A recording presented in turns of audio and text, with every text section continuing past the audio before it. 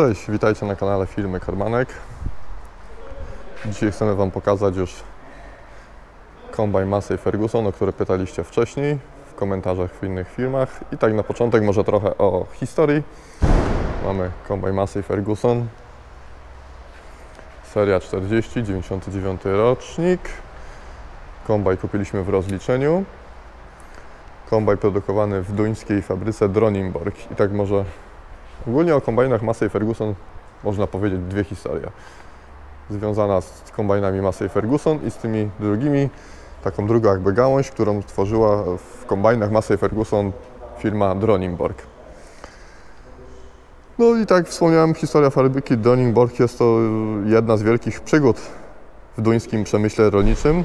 1 marca w 1894 roku Carl Nielsen, chłopak z biednej rolniczej rodziny, przejmuje podupadły młyn i od początku stawia swoje cele jako produkcję maszyn rolniczych. Na pierwszy plan chciał stworzyć maszynę czyszczącą. No, w tamtych czasach były popularne dosyć maszyny, no i chciał stworzyć taką maszynę, która będzie lepsza od wszystkich innych dostępnych na rynku duńskim.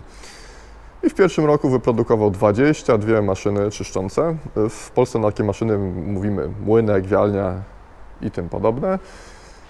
No i Karl niestety miał trochę problem ze sprzedażą tych swoich pierwszych 22 maszyn, ale gdy już one się sprzedały, opinia o tej maszynie była na tyle dobra, że ruszyła lawina zamówień. Rolnicy po prostu zamawiali już na przyszły sezon te maszyny, opierając się na opiniach użytkowników tych właśnie 22 maszyn. No i w ten sposób pierwsze kroki, pierwszy rozwój firmy zaczął się właśnie od tych wialni. I tak w 1913 roku Karl zbudował już wtedy pierwszą mocarnię stacjonarną, która stała się wtedy wzorem już do naśladowania przez inne firmy. Niestety w 1938 Karl zmarł, ale na szczęście miał syna, Damagera, jeżeli dobrze wymawiam, który przejął tą fabrykę i rozwijał ją dalej. I tak w 1955 roku z linii montażowej zjechała 60-tysięczna mocarnia. Przez co też na tamte czasy, w tamtym roku 60% udziału mocarni na rynku duńskim to właśnie były mocarnie z firmy Dronningborg. Oczywiście firma nie przestawała. I tak w 1955 roku z linii montażowej zjechała 60-tysięczna mocarnia i co stanowiło też wtedy na tamte czasy 60% udziału mocarni Dronningborga na rynku duńskim.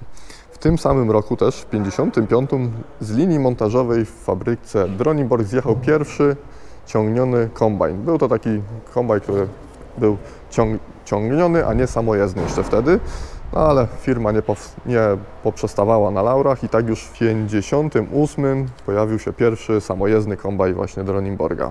Co ciekawe, w 1964 roku z fabryki Dronningborg zjechał już 10-tysięczny kombajn Dronningborg, także można po tych liczbach wywnioskować, że naprawdę te kombajny miały duże wzięcie, zapotrzebowanie i były popularne. W 1977 roku powstał taki najbliżej nam tu może skojarzony kombajn o symbolu D1900. Natomiast w 1980 roku powstała cała generacja, seria kombajnów serii 3000, 4000, 7000 i 8000. Wejdziemy jeszcze do kabiny.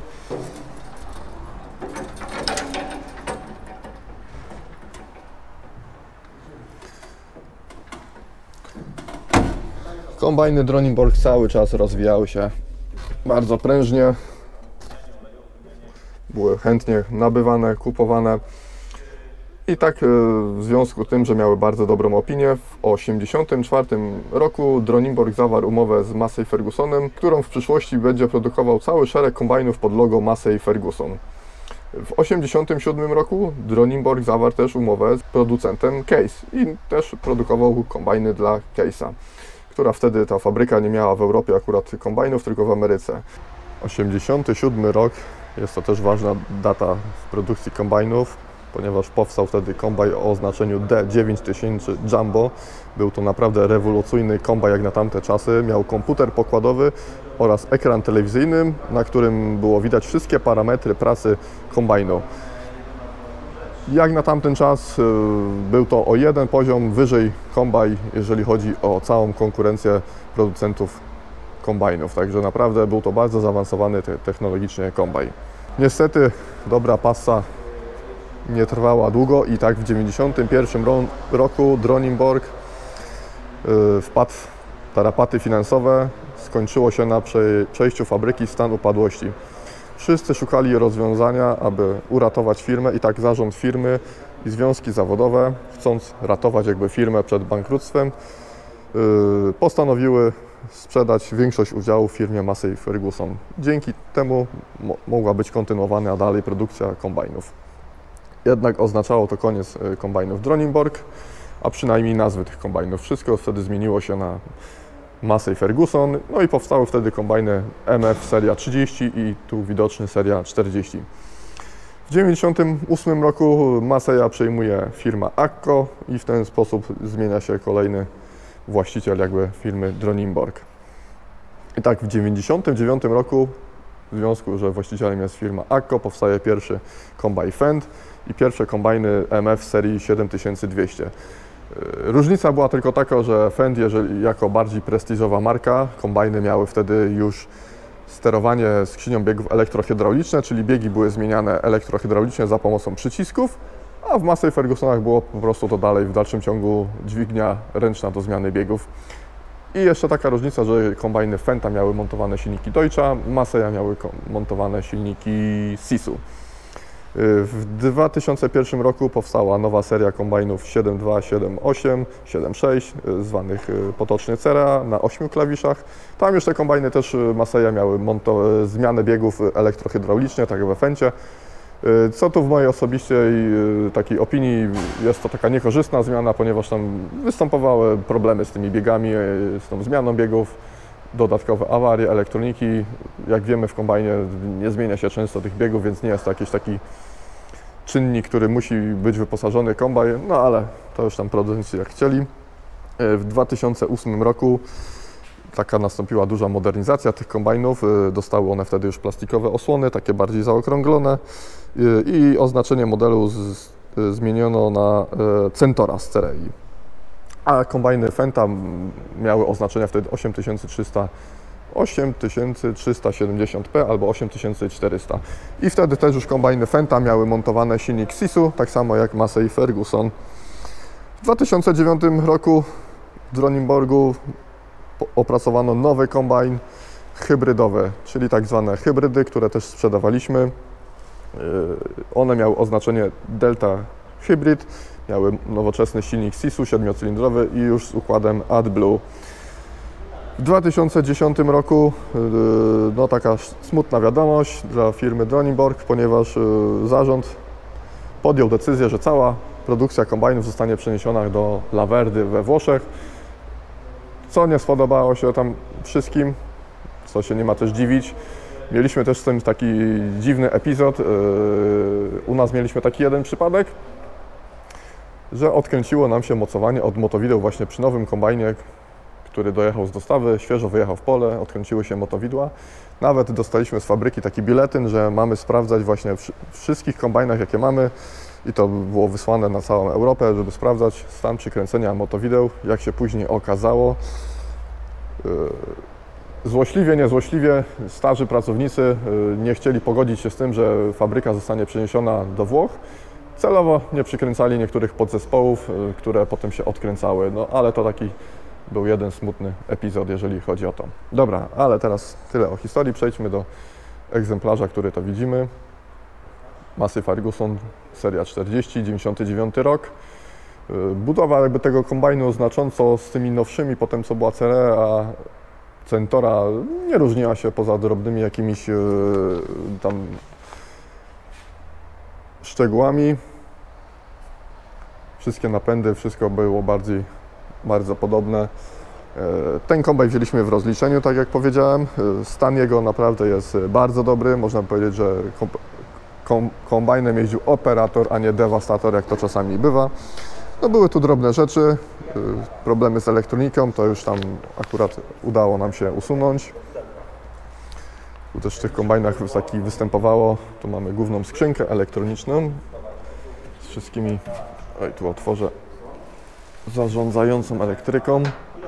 Dużo tutaj jest jeszcze na przekaźnikach, tu mamy dwa takie moduły.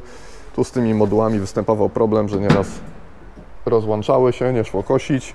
Wszystkie parametry kombajnu gasły. I tu taka ciekawostka, 99% przyczynów, że te sterowniki się rozłączały, to był właśnie tu ten przewód w tym miejscu, jak i na wytrząsaczach. Jaki był powód? No, te przewody w środku się łamały, robiło się zwarcie. Sterownik miał takie zabezpieczenie, że jak powstawało zwarcie, to od razu się wyłączał. I najprostszym sposobem usunięcia usterki i dalszej pracy w polu było po prostu odłączenie tutaj z tej puszki kabli od czujników strat. I można było dalej pracować kombajnem. Taki trochę minus, tu w tych kombajnach tu mam taką powierzchnię płaską. Tu zawsze zbierało się bardzo dużo kurzu, a tu mamy napęd z tyłu na sieczkarnię i tutaj łożyska, które siadło, coś spadło na ten kurz, kombajny w tym miejscu zaczynały się jakby palić. W tym momencie jesteśmy tutaj, wyciągamy odrzutnik słomy. To akurat też taki trochę słaby punkt, jeżeli chodzi o te kombajny. Zaraz przejdziemy tam odrzutnika, Wam pokażę. Te odrzutniki, napęd tutaj na adapter. Na odrzutniku jest takie duże sprzęgło elektromagnetyczne i napęd adaptera jest załączony sprzęgłem elektromagnetycznym. Jest coś takiego jak sprzęgło od klimatyzacji w samochodzie. Wadą tego załączania jest to, że wszystkie inne jakby metody załączania mocarni czy też adapteru opierają się na siłowniku hydraulicznym bądź elektrycznym, który napina pas, który pozwoli wystartować temu adapterowi. Tu niestety mamy te sprzęgło elektromagnetyczne, które no, powoduje takie duże uderzenie, duży strzał podczas załączania. No i tutaj zobaczcie, co tu się stało. W miejscu, gdzie jest ten wał, gdzie jest klin, wyrabia się potem taki rowek, to wszystko dostaje luzy. Jak dostaje luzy wzdłużne też i niestety to wszystko się tu potem wyrabia, wyczaskuje.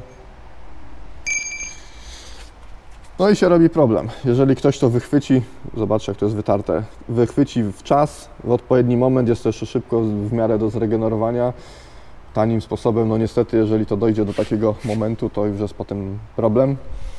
Tu, żeby Wam jeszcze pokazać, to już mamy odrzutnik drugi z drugiego kombajnu.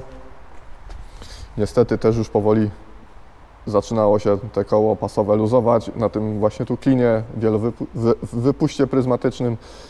No i dzieje się jak się dzieje, także tutaj no niestety taki mały minus, jeżeli chodzi o te kombajny, ale to też wiadomo, wszystko tak jak mówimy, jeżeli jest na czas zobaczone, naprawione, to wtedy też nie powstają jakieś duże koszty. No tu teraz jest niestety albo wał do regeneracji, albo nowy niestety też nie należy do tanich, no i tutaj też tak samo jest ta piasta, ona już praktycznie jest szajs.